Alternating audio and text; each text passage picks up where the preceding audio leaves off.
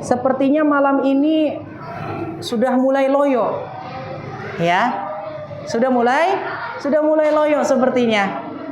Indikasinya dari mana? Indikasinya ketika waladdallin.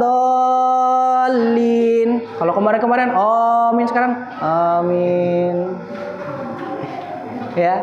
Kalau kemarin apa? Keras suaranya. Tapi kalau malam ini sepertinya udah mulai loyo nih. Suaranya sudah mulai kecil terdengarnya. Ya. Maka Bapak Ibu sekalian, semoga dirahmati Allah Subhanahu wa taala, perlu kita ketahui dan perlu kita yakini dan perlu kita ingat juga, ya, bahwasanya Allah Subhanahu wa taala menciptakan kita semuanya, memberikan kehidupan kita semuanya di dunia ini untuk apa Bapak Ibu sekalian? Tujuannya apa sih Allah Subhanahu wa taala menciptakan kita? Tujuannya apa sih Allah Subhanahu wa taala memberikan kehidupan kita di dunia ini untuk apa? Ada yang bisa jawab? Ini adalah pertanyaan yang sangat penting dan paling mendasar yang harus kita ketahui dan kita sadari semuanya. Nah, ada yang bisa jawab Bapak Ibu sekalian? Untuk ibadah, betul sekali. Dalilnya? Ada yang bisa tahu lagi dalilnya? Allah Subhanahu wa taala berfirman dalam surat Az-Zariyat ayat 56. Allah Subhanahu wa taala berfirman, "Wa ma khalaqtul jinna wal insa illa liya'budun." Dan tidaklah kami, yaitu Allah Subhanahu wa taala, menciptakan jin dan manusia kecuali hanya untuk apa? Beribadah kepada Allah Subhanahu wa taala. Jadi tujuan kita diciptakan, tujuan kita hidup di dunia ini untuk apa? Untuk beribadah. Pertanyaannya adalah, apakah Allah itu butuh dengan ibadah kita? Sampai-sampai Allah menciptakan kita dan menyuruh kita untuk beribadah? Tentu saja tentu saja tidak. Lanjutannya adalah apa? Ma uridu minhum mir rizqi wa ma uridu ayyut'imun. Tidaklah saya, yaitu Allah Subhanahu wa taala, menginginkan rizki dari kalian, tidaklah saya menginginkan apa? Pemberian makan dari kalian. Maksudnya apa? Allah Subhanahu wa taala tidak butuh dengan kita. Allah Subhanahu wa taala tidak butuh dengan ibadah-ibadah kita. Justru kita yang butuh dengan ibadah kita. Karena segala sesuatu ibadah yang kita lakukan, semua kebaikan itu kembali kepada diri kita masing-masing. Betul apa tidak Bapak Ibu? Betul. Kalau misalkan kita berbuat kebaikan, kita beribadah, Allah tulis pahala, Allah yang akan mengganjar kita, membalas kita kebaikannya untuk kita. Betul tidak? Begitu juga sebaliknya. Apabila kita semuanya atau mungkin salah satu di antara kita berbuat keburukan, berbuat maksiat dan lain sebagainya, tentu maksiat tersebut akan kembali kepada kita akibatnya. Kita sendiri akan diazab. Allah tidak butuh ibadah kita.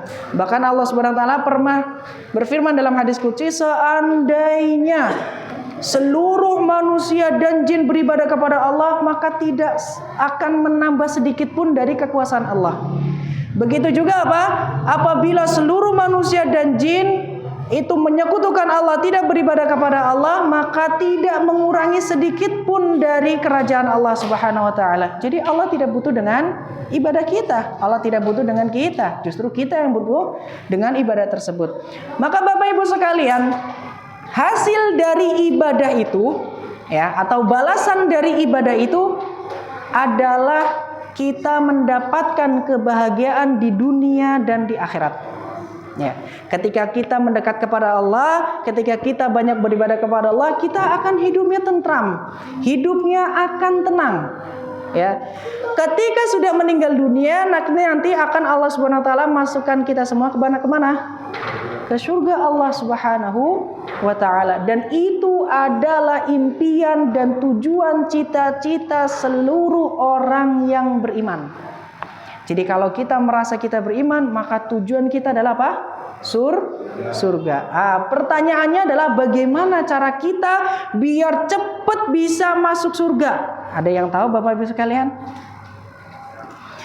Nabi SAW pernah bersabda dalam hadis Abu Hurairah, Su'ila Rasulullah sallallahu alaihi wasallam an aktsari ma yudkhilun nasal jannah faqala taqwallahi wa husnul khuluqi wa su'ila an aktsari ma yadkhulun nasan nara faqala al fammu wal faraj. Apa artinya? Nabi SAW pernah ditanya tentang apa? Tentang suatu perkara yang banyak memasukkan manusia ke dalam surga Allah Subhanahu wa taala. Yaitu apa? Yang pertama adalah taqwallah, bertakwa kepada Allah, melakukan atau melaksanakan seluruh apa yang diperintahkan Allah dan meninggalkan seluruh larangan Allah. Kemudian yang kedua apa? Husnul khuluq. Nah, ini yang penting sekali, yaitu apa? Husnul khuluq itu apa? Akhlak yang baik. Muamalah kita harus baik. Baik itu muamalah kita kepada Allah ataupun muamalah kita kepada sesama makhluk. Terkhususnya apa? Manusia. Maka dua sebab ini kata Nabi SAW adalah apa? Sebab yang paling banyak memasukkan manusia ke dalam surga. Jadi mulai sekarang mari kita semuanya tingkatkan takwa kita dan mari kita sama-sama memperbaiki hubungan kita dengan apa? Dengan saudara kita, dengan sesama muslim kita, dengan tetangga kita. Kemudian Nabi SAW juga pernah ditanya tentang perkara yang paling banyak memasukkan manusia ke dalam neraka. Kalau tadi yang pertama paling banyak memasukkan manusia ke dalam surga. Kalau yang kedua sekarang paling banyak memasukkan manusia ke dalam neraka. Yang pertama itu apa? Al-famu, yaitu apa? Mulut. Justru mulut ini paling banyak memasukkan manusia ke dalam apa? Neraka. Kenapa? Karena dengan mulut ini kita bisa apa? Ghibah, menyakiti orang, ngomongin orang di belakang, memfitnah. Berapa banyak kita melihat kerusakan-kerusakan yang diakibatkan oleh apa? Oleh mulut. Dengan saksi palsu, dengan kesaksian palsu apa? Menghancurkan suatu negara. Maka apa? Ini adalah salah satu sebab paling banyak memasukkan manusia ke dalam neraka. Maka kita harus apa? Menjaga lisan kita. Kemudian yang kedua apa? Al-farju, yaitu apa? Kemaluan. Begitu juga apa? Karena manusia ini memiliki hawa nafsu, ya, baik itu nafsu yang baik ataupun nafsu yang buruk. Maka seringkali nafsu yang buruk ini apa? Mengalahkan nafsu yang baik. Maka dari itu Bapak Ibu sekalian, ya, kita semuanya mencoba, kita semuanya berlatih, kita semuanya bersungguh-sungguh untuk menjaga apa? Menjaga mulut dan menjaga kemaluan. Ini adalah apa?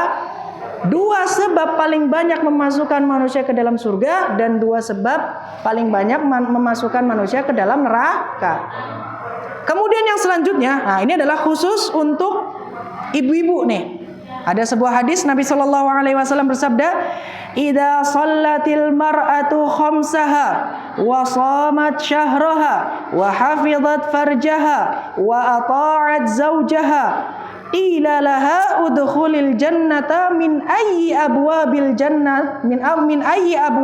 jannati syi'ti." Apa artinya? Apabila ada seorang wanita, siapapun wanita itu, yang dia apa? Sholat 5 waktu. Sholat 5 waktu. Kemudian yang kedua apa? Shomat syahroha, yaitu apa? Puasa bulan Ramadan. Ya, apabila ada seorang wanita yang pertama apa syaratnya? Sholat 5 waktu. Kemudian yang kedua dia berpuasa pada bulan Ramadan. Yang ketiga wahafizat farjaha, yaitu apa? Dia menjaga kesuciannya, dia menjaga kemuliaannya. Wa ata'at zaujaha, syarat yang keempat adalah apa? Mentaati suaminya. Maka apa? Qila laha udkhulil jannata min ayyi abwabil jannati syi'ti. Maka akan dikatakan kepada wanita tersebut, masuklah engkau ke dalam surga dari pintu mana saja yang engkau inginkan. Syaratnya ada 4. Yang pertama apa tadi? Sholat 5 waktu. Yang kedua, puasa Ramadan. Yang ketiga, menjaga kesucian dan kemuliaannya. Yang keempat apa? Mentaati suaminya. Nah, ini yang keempat ini yang apa? Yang biasanya agak berat ya. Iya. Ya. Mentaati suami tentu ada batasannya. Selama suami itu menyuruh untuk selama suami itu tidak menyuruh untuk bermaksiat kepada Allah, atau menyuruh untuk meninggalkan kewajibannya, atau menyuruh untuk melakukan sesuatu yang dilarang, maka itu harus dikerjakan. Nah, zaman sekarang yang salah perspektif di manusia atau di kalangan kaum muslimin terkhusus itu apa? Seringkali malah suaminya yang naatin istrinya. Betul atau betul? Betul. Suaminya yang malah takut sama istri. Padahal harusnya apa? Istrinya yang taatin suaminya. Istrinya yang ikutin apa? Suaminya. Maka dari itu ibu-ibu, khususnya ibu-ibu, itu apa? Mulai sekarang coba kita rubah mindsetnya. Coba dirubah perspektifnya. Yaitu apa? Ketika kita menaati suami, coba niatkan untuk mendapatkan ridho suami. Dan itu menjadi sebab masuknya dalam surga. Kalau misalkan lagi masak, coba lagi capek-capeknya masak, diniatkan, ini untuk masuk surga pokoknya dah. Gitu. Ini untuk tiket masuk surga. Lagi capek-capeknya suruh bikin kopi, langsung berangkat. Ini jalan masuk surga, ya. Karena apa?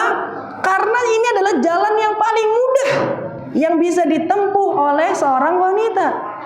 Ya, itu apa? Tadi dikatakan apa? Akan dikatakan kepada wanita tersebut, silahkan masuk ke dalam surga dari pintu mana saja yang kau inginkan. Gitu. Syaratnya cuma apa tadi? Sholat, puasa Ramadan, menjaga kemuliaannya dan kehormatannya. Yang keempat apa?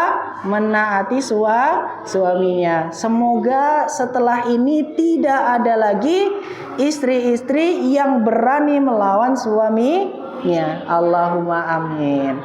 Mungkin ini yang bisa saya sampaikan. Semoga bermanfaat bagi kita semuanya, dan semoga Allah Subhanahu wa taala selalu memberikan istiqamah kepada kita semuanya. Semoga Allah Subhanahu wa taala memberikan kemudahan kepada kita untuk menambah pundi-pundi amal kebaikan dan ibadah kita, dan semoga Allah Subhanahu wa taala tidak hanya mengumpulkan kita di dunia, namun mengumpulkan kita semuanya di surganya. Allahumma amin. Kami tutup. Subhanakallahumma wa bihamdika asyhadu an la ilaha illa anta astaghfiruka wa atubu ilaik. Assalamualaikum warahmatullahi wabarakatuh.